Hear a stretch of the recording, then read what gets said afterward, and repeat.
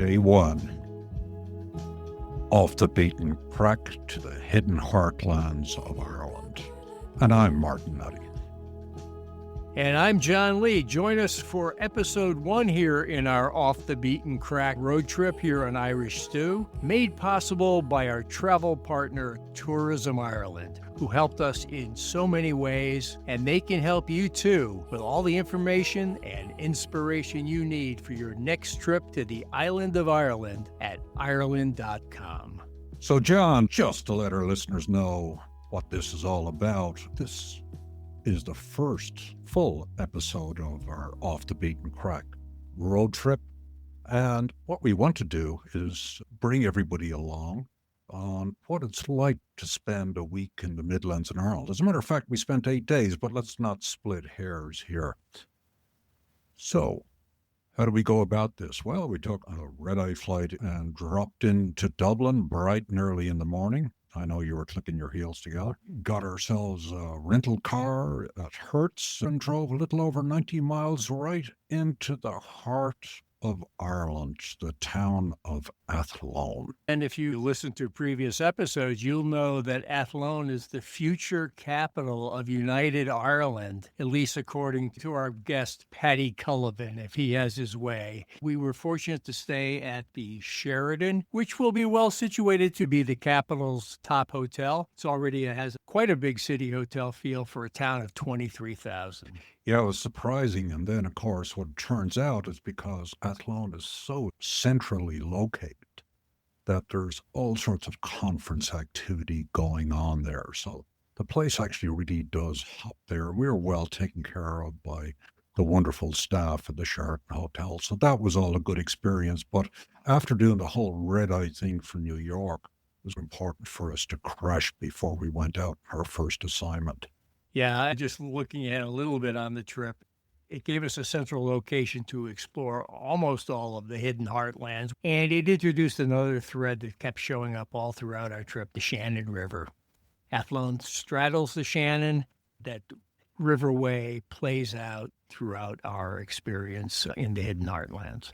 After getting a couple of Z's, we took a walk from the hotel towards the Shannon River, actually right near where the old Shannon Bridge used to be, to Thyme Restaurant.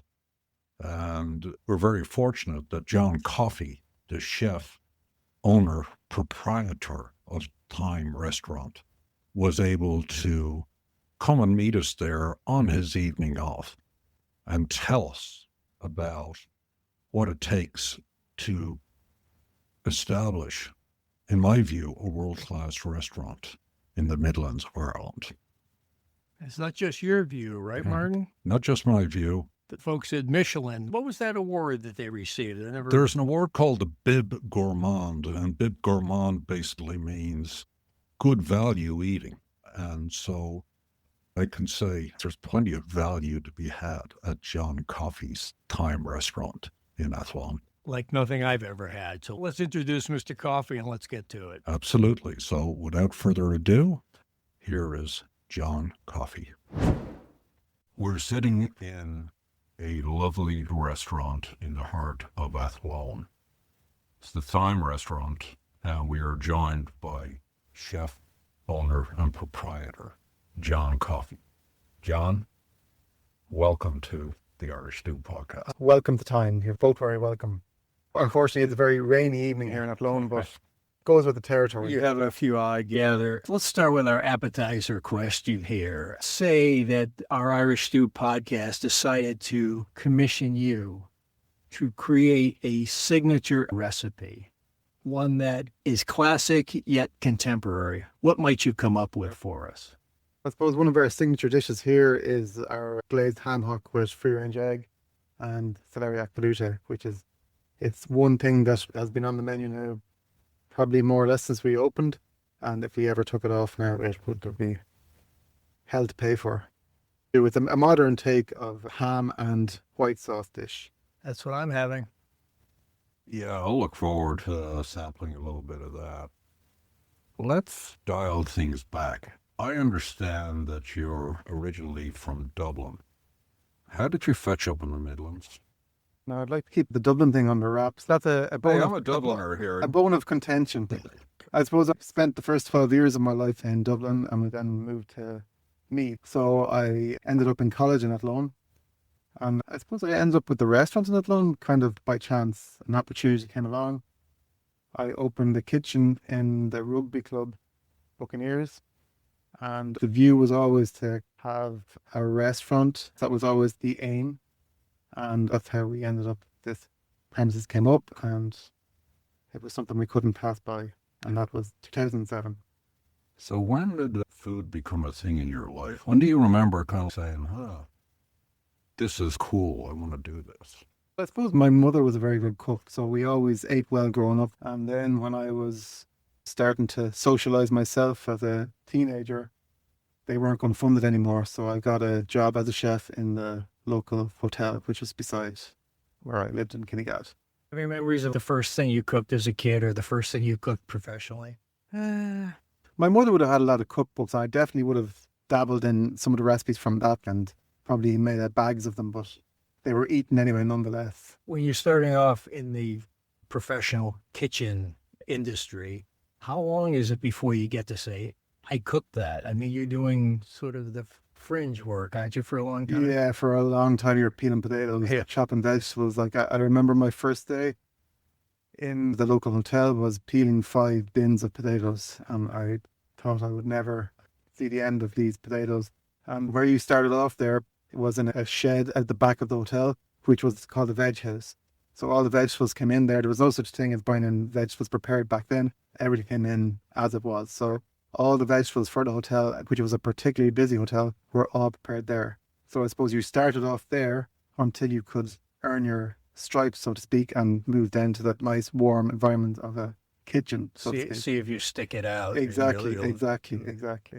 So plenty of people went up there but didn't come back for a second day, but for some reason I never seen again. Yeah, exactly. Talk to us about Thyme itself. We're sitting in this gorgeous room, beautiful autumnal colors, greens and browns, etc. But how do you get a start, get your foot in the door? This is a lot of times an expensive thing to get up and running. You're a young guy, right? Just trying to make your way. So tell us a little bit about the foundation story.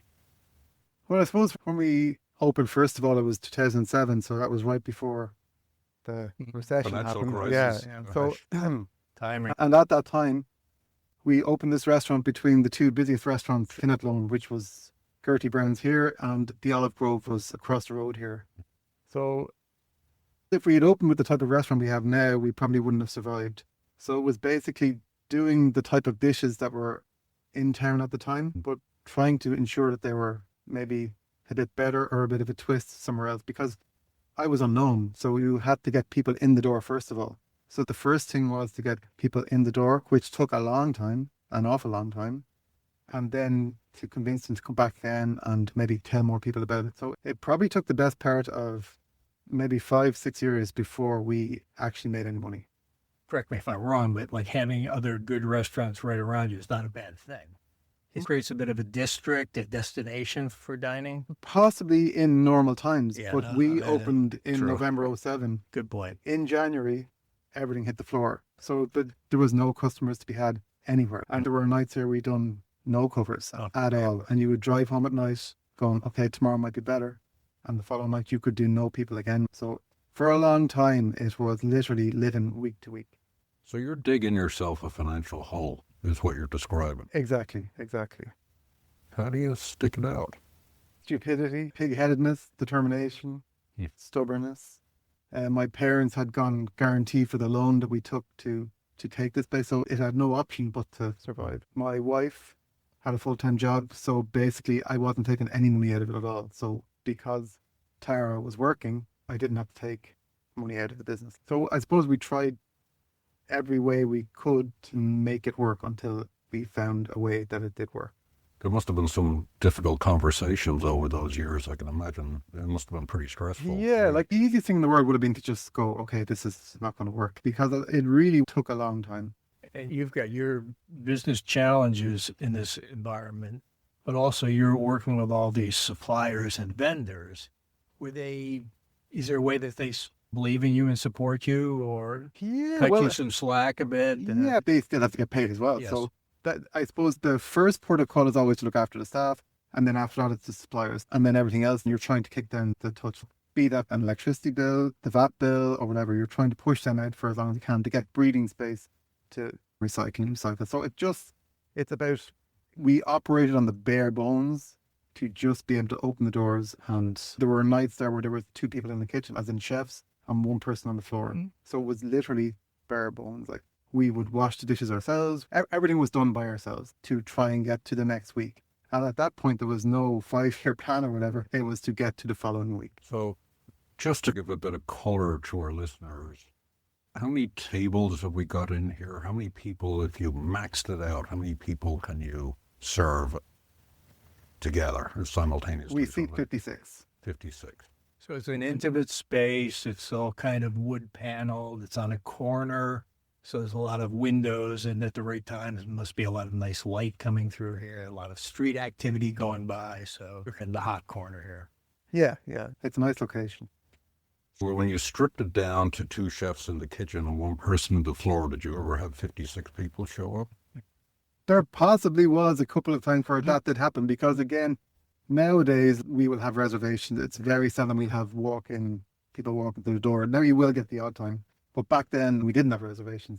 So you could have nothing booked and end up doing 30, 40 people. Like, you never knew when you opened the doors whether you were going to do 2 people or 32 people. So there were nights where that happened. And again, you're trying to put your best foot forward, but it's very difficult to do if you are expecting maybe a dozen people and maybe 30 people show up, and you still only have maybe 2 in the kitchen and 1 out here. So it's always a struggle to maintain a standard when you're operating like that. It's much easier now when it's very much, everything is organized, everything is routine, everyone knows what they're doing, everyone knows their job. So it's structure. There's structure to it now, which there wasn't back then. It was just organized chaos. There might have been a time you were just buying some beautiful fresh fish that you saw, and then that was the day nobody shows up. Exactly. Because we have the porch here, because the restaurant could be empty and nobody knew about it, so you could get people that would walk into the porch here, they'd get a full visual of the whole restaurant and see that there was nobody here and walk back out again. And often when you got the first table in, that was the key to get the first table in. You almost need to position people. Say, exactly. There are people here. Safe. We are safe. So with a maximum of 56 that you can seat, what does the staff profile look now? I think you said you work 5 days a week now, right? That's right, Yeah. So there's 6 in the kitchen now at all times, and we have 3 minimum on the floor here. The restaurant manager we have here is here from day one. Sharon is with us since the first day.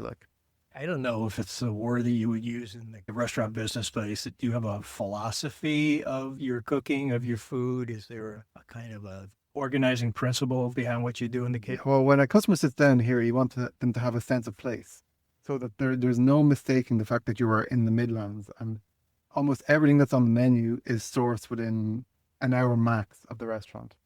And again, it goes back to the hotel. I go back to the hotel where we started on. It was in Kinnegad, and literally the whole community survived off the hotel. So this was the way that I grew up. So farmers would bring in their vegetables.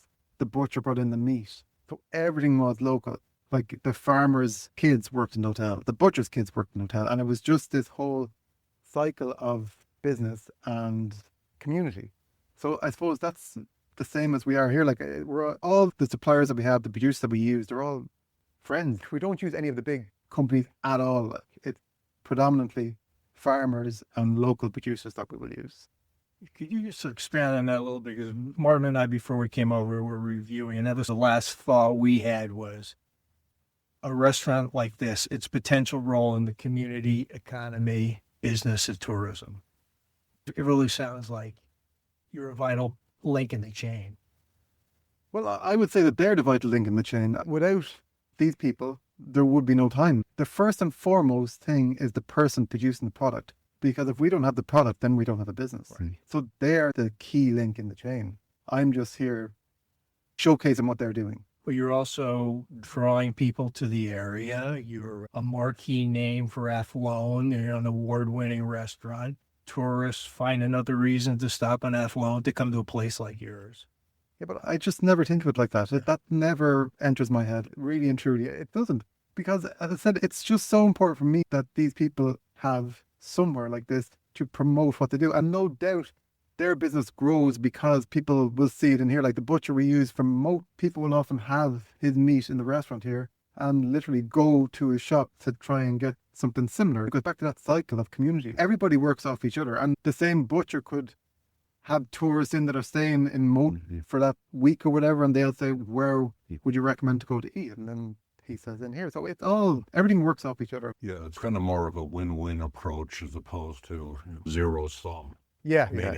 In other words, I don't want you to know about my butcher because you won't come and eat here. No, we like to shout about them. We like to shout about them. You want to keep the butcher in business. Yeah, and the same, all of our producers are listed on the bottom of the menu. Yeah, I noticed that, and I really like that because it gave me a real sense of place about it, that there's like a commitment, if you will, to the food shed, so to speak. And again, it's going back to that sense of place, so that when you are eating in Thyme, we like to be very unique. So the type of things that we do, I don't think you'll see in many other places. So we try and make sure it's original, and that, again, like the customer sitting down knows that they're in a restaurant in Athlone. So the old joke when I went to the States a bit over 40 years ago was describe a 7-course Irish meal, and it was a 6-pack and a potato. When I left Ireland 42 years ago, I'd say the food landscape, restaurant-wise, was not particularly exciting in my view. Or maybe I just didn't have the wherewithal maybe to participate in some of the more elevated places.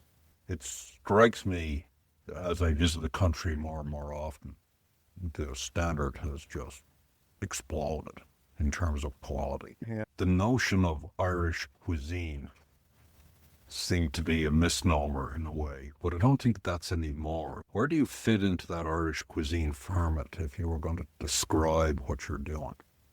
Again, it goes back to the produce in Ireland it's second to none, really. Our dairy produce, our beef, our fish, everything that we produce here is as good as you would get anywhere. That's what it goes back to. Again, you can't have a good restaurant without good ingredients. So it goes back to the producers and the landscape we have and the farmers that we have. It goes back to that. And I suppose it's a sense of pride. The farmer has pride in what he does. I have pride here in what we do here with that produce. And it just goes on. The customers that come in here, like customers from Athlone will often say they're proud to have a restaurant like this in Athlone. So the pride thing as well, like, to say, okay, this is us and this is what we have. What do you think?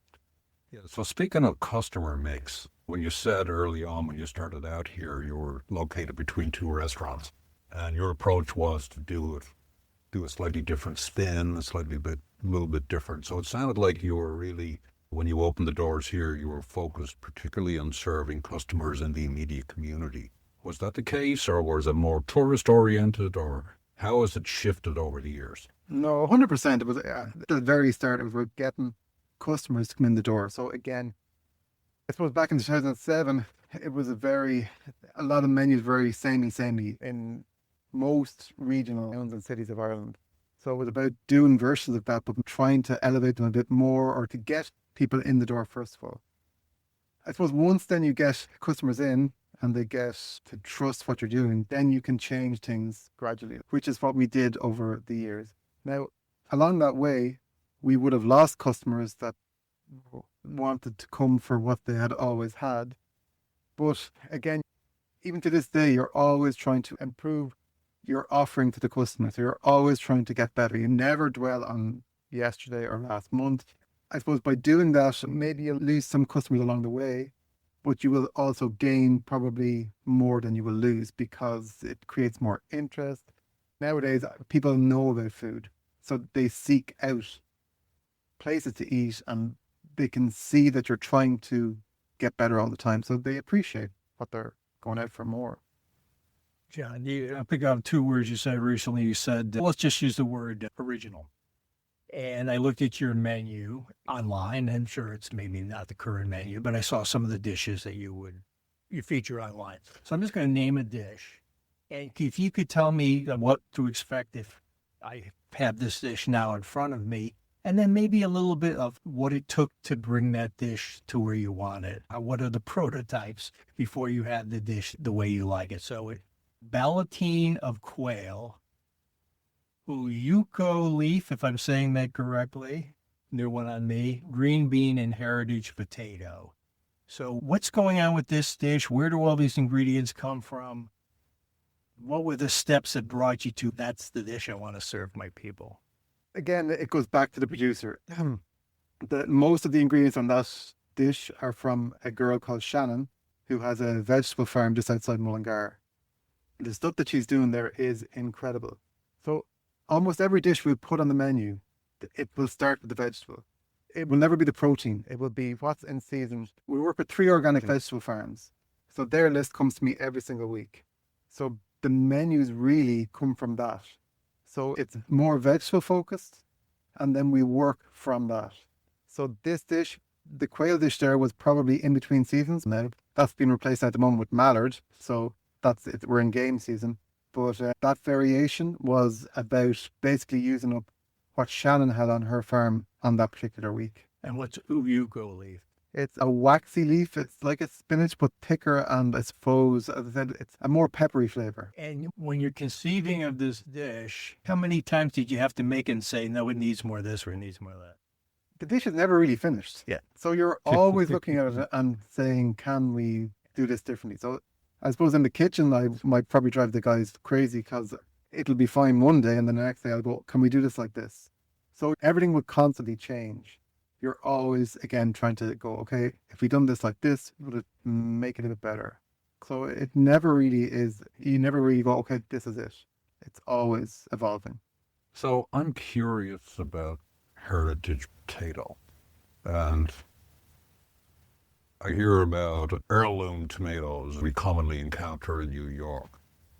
Heritage potatoes seem like an interesting construct. We certainly don't encounter that in New York, as far as I know. And so, how many different types of potatoes do you look at in this restaurant? They're all seasonal, so they will change all the time. Like this particular variety we use, this is called Purple Rain. So the potato is white and purple, but it's supply and demand. These potatoes would have been the original potatoes that everybody would have grown, but then the supermarkets want nice rooster potatoes or Maris Piper or a potato that will do all. Whereas these potatoes, they'll serve different purposes in different ways. So then some will be waxier, some will be flourier potatoes, and so on and so forth. So it all, again, like the supermarkets really have, I suppose, in some way detracted from the variety of potatoes that are available for people. Again, people like Shannon will try and revive these older varieties, and I suppose she has a market for it through the different restaurants or whatever that she'll provide for. But would they sell in your local supermarket? Probably not, because people just wouldn't even recognize them really. Like, are there any dishes that you developed that you personally love, but they never quite took off with your... Oh, that happens all the time. Yeah. All the time. That's a constant thing. But again, see, our menus change very often. Like we will always, some dishes will always sell more than others, and that's just a matter of life. But you never dwell on it too much. It's always next. It's always next. So, with the menu changing so frequently, that's got to be tough to maintain the standard. In other words, it strikes me, let's put it in the very crude terms, the McDonald's model. I am going to just serve French fries and they're going to be just like this, right? So they're all about standardization, not my gig. I'm sure you're happy to hear it. But how frequently is that menu changing? Is it, okay, we are in the autumn now and we're going to run with this menu for 2 or 3 months, or is it like day to day? It can be. It goes back to what's available. Yeah, it's that simple. It's that simple. We have a chocolate and plum dish on at the moment. Like plums, the ones that we use are all organic. There's green gage, there's Mirabelle, a few different varieties. But we'll have that dish on for the period of time that they'll be around for, which will be possibly 3-4 weeks, and then that will have to change again. And the same during the summer, we use strawberries when they're good, we use raspberries when they're good, we'll use gooseberries when they're good, rhubarb when it's good, but it will change. And the same then, like with game, like we have duck on at the moment, we have partridge coming in next week, there's venison on at the moment, we'll use goat, we'll use lamb. What's good now is what will be on the menu. Is Shannon growing something new and different? Is there some ingredient that you're looking forward to trying? It's hard to pick out one particular thing. A lot of Shannon's list comes in, and sometimes I will have to say, what is this? For example, she had cucamelons this year, which I wasn't familiar with. So it's like a cross between a watermelon and a cucumber. But again, because Shannon has taken the time to grow that, I will say, okay, how can we use that? So we have a cucamelon margarita on the menu at the moment. And we pickled them and we use some of them with our tuna dish in the kitchen at the moment.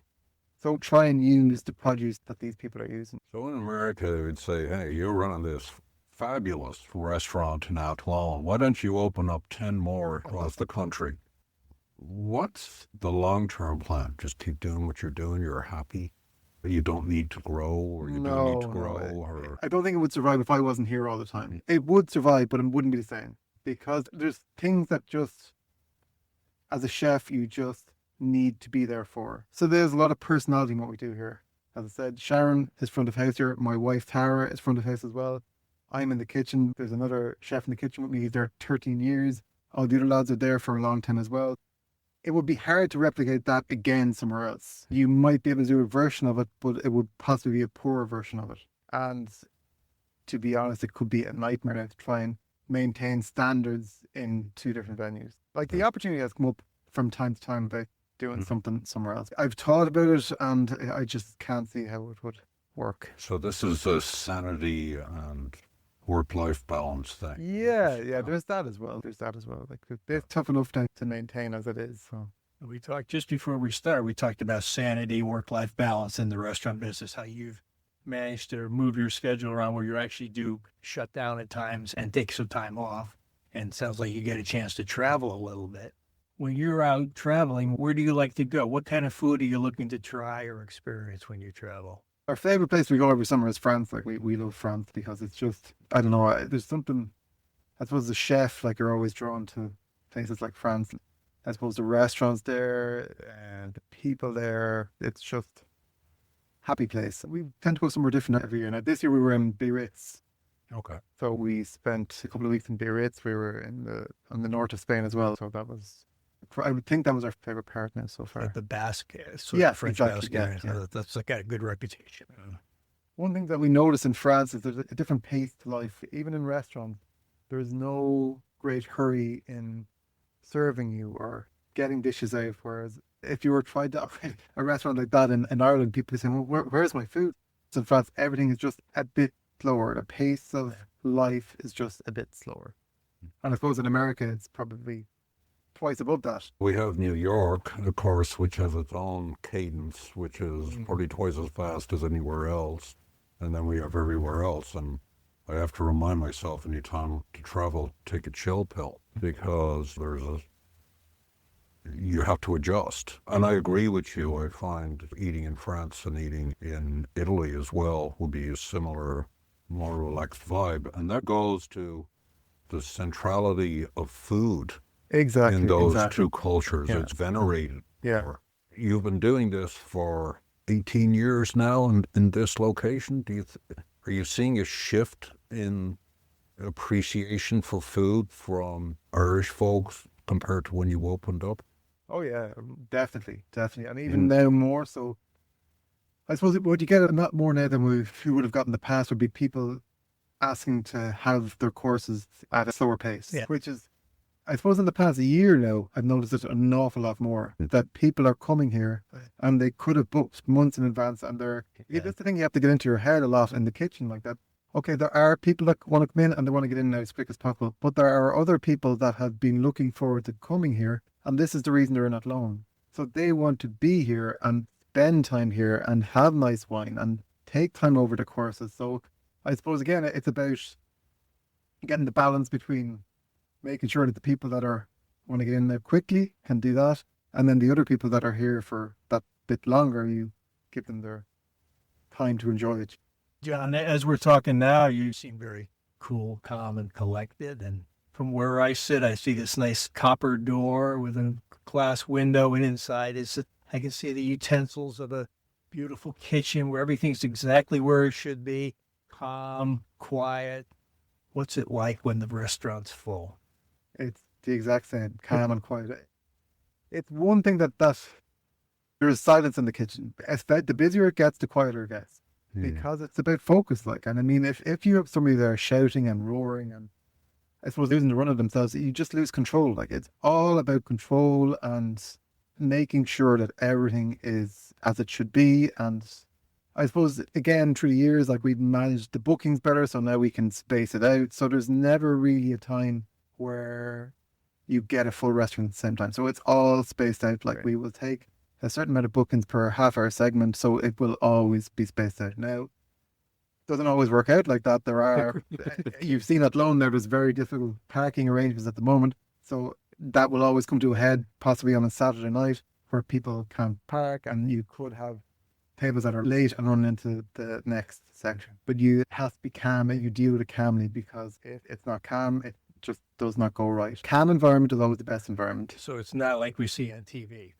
Well, definitely not. Definitely not. Definitely not.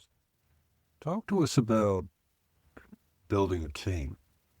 It's interesting. You talk about the importance of calm and bringing people on board, etc. How do you go about when a slot opens up? What are you looking for, particularly? When chefs come in here, I will always say, look, nobody has ever come in here and got it straight away. So it's just about coming in, listening, and they will not be asked to do anything difficult. It's just following clear instructions, asking questions if they're not sure, and getting the confidence in themselves, first of all, to get to a level where they become able to work on their own. Anytime that a job comes up here, we nearly always have a few people that are waiting, looking for an opportunity to come to the kitchen to work. And often chefs will come here on a stage, just to come in and see what we do here. So invariably, if somebody leaves, there's nearly always somebody that has been in there already that is waiting for an opportunity to come in. So a stage, I've heard that term before. That's somebody almost like a visiting. Exactly. And they're trying to learn something. Exactly. Maybe. Exactly. They just want to come in and see what we do, and I suppose work for a day or just to see it from the other side. So it's interesting because you're opening the kimono, so to speak, then in that case, right? Yeah. You're revealing some of the secrets, are you? There's no secrets in the industry anymore. That day is gone, I think, really. There was a time where everything was very much hidden behind and nobody wanted to share recipes, but I think that day is gone, really. Like, so you find if you want to go visit somewhere else, like when you're on your travels, when you go eat in a restaurant, do you reach out to the chef and say, hey, I'm doing a chef thing in Athlone. I'd love to sit down and talk about food with you, or you just kind of show up and just enjoy the food? I show up and honestly enjoy the food and go there. You'd never try to replicate something. Like, you look at things, you get inspired by certain dishes in certain areas, but you'd never go and try and replicate somebody else's dish. Like, it just wouldn't. Yeah. Again, we have a particular style here, so it would be impossible for me to look at a dish and go, okay, I'm going to do this dish, because it wouldn't be me. Yeah, you're not going to copy it. It's just, this could be a direction, this is an idea. Exactly. Or you might have one thing on a dish, you go, that's very nice, like maybe we could try and do a version of that. Or yeah, well, let me ask you about another aspect of this business and this experience. We're sampling here in a way. We talked about food, we talked about locally sourced vegetables, we talked about the great meats and fish of Ireland and the great staff you've developed and the way your kitchen functions. But out here, in a way, they don't know that story to a certain extent. There's more to it than just how good the food is on your plate. The whole experience of coming to a restaurant, the front of the house, how they're welcomed, how the servers interact with them. What's that like here that you think is distinctive and is one of the reasons people come back? That both work hand in hand. There's no point in doing good food if the service is crap. In some ways, I think out here is nearly hard in the kitchen because you can focus very much on what's going on the plate in the restaurant, whereas a customer comes in and you have no idea if they've had a bad day, if they've been fighting with each other before they've come in or whatever. So there's way more variables front of house than back of house. But again, Sharon has been with us since day one. So you have Sharon out here, you have Tara, my wife, out here, and all the girls out here have been here a long time. So it's that welcome, like they all become friendly with the customers, the regulars, like they'll know them, they'll know their particular things that they like, the things that they don't like, they'll greet them at the door. So one thing that people will say about here as well is that the staff are so friendly and they're so passionate about what we do, and so it all ties into each other. Like, You work the front of the house at all? Do you never, kick around? never, No, never, never, no, never no, do the no, same. no, no, Unless somebody said, I want to speak to the chef. no, never. I think a classic radio technique is you drop in the names along the way. I don't think we landed on the name of the restaurant enough. Where did the Thyme Restaurant, where did Thyme come from? Whoa.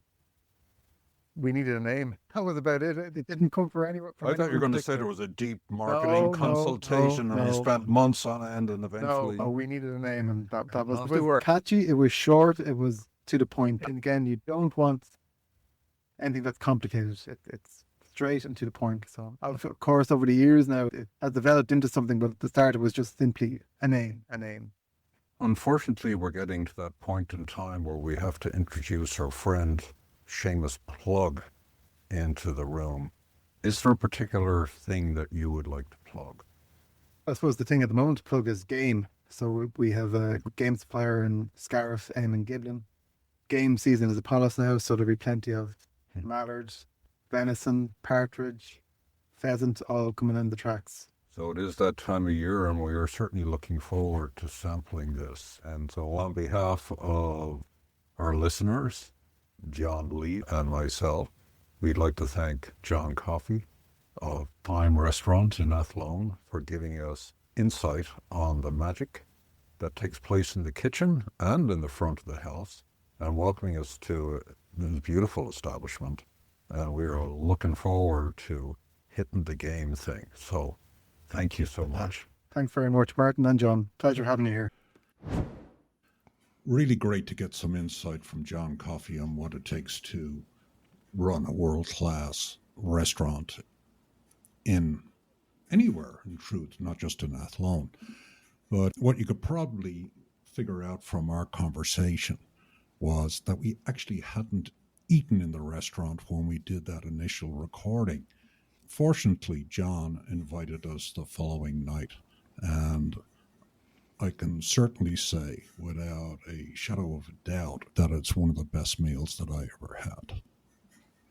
Martin, you mentioned having a restaurant like this anywhere. Well, this is a restaurant in some ways could only be in Athlone, because what really came across is how much he relies on the local food and how he builds his menus around what somebody is harvesting at that moment. And we tasted it. Wow, were we building up an appetite talking to him in this restaurant and knowing we weren't going to eat there, although we found a good option not too far away that he suggested. But it was a very memorable experience. And it's also extremely warm and welcoming. The staff has been with him for a long time. And I found it to be kind of understated and unfussy while delivering, really high cuisine.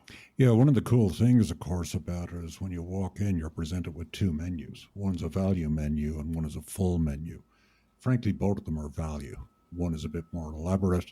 I decided to throw a couple of shekels at the experience when we went for the bit more elaborate one, and it was money well spent. One thing that struck me, our hostess mentioned this, I believe, but not only is John not interested in spreading his franchise, so he wants to be in the kitchen, she told us he plates every meal. So every meal coming out of that kitchen, every plate coming out, John Coffey has arranged and said, I'm satisfied with this, and out the door it goes. Yeah, there's real attention to detail there. And if you want to see some of the plates, we actually took a couple of photos. So if you go to the episode page on irishstewpodcast.com, you will find images of a Wagyu beef meal, even just a simple bread with butter done John Coffey style was delightful.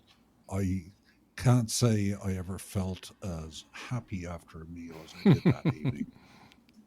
Good way to leave a restaurant. Well, what do we got coming up for the next installments? So day two. Well, Athlone has got a lot to offer. And so we decided to go to probably one of its most famous destinations, a place called Sean's Bar. Now, the interesting thing about Sean's Bar is it is Guinness Book of Records accredited as being the oldest bar, not just in Ireland, but in Europe. It's over 1,000 years old. And so we'll be talking to Timmy Donovan, Sean's Bar, And then we went on for another stroll to see what else Athlone had to offer us, and we were joined by a wonderful tour guide by the name of Vincent Carney. So these will be our upcoming guests next week. And until then, we just want to thank our travel partner, Tourism Ireland, and their colleagues at Fáilte Ireland, and of course, our media partner, Irish Central, for giving Irish Stew marquee billing in the world's global Irish news site, irishcentral.com. Irish Stew is produced by John Lee, Martin Nutty, and Bill Schultz. Editing, mixing, and mastering by Bill Schultz. Music on Irish Stew was composed and performed by Rosa Nutty, with Donald Bowens on drums, Cathal O'Riordan on bass and synthesizer. For more on Rosa Nutty's music, please visit rosanutty.com.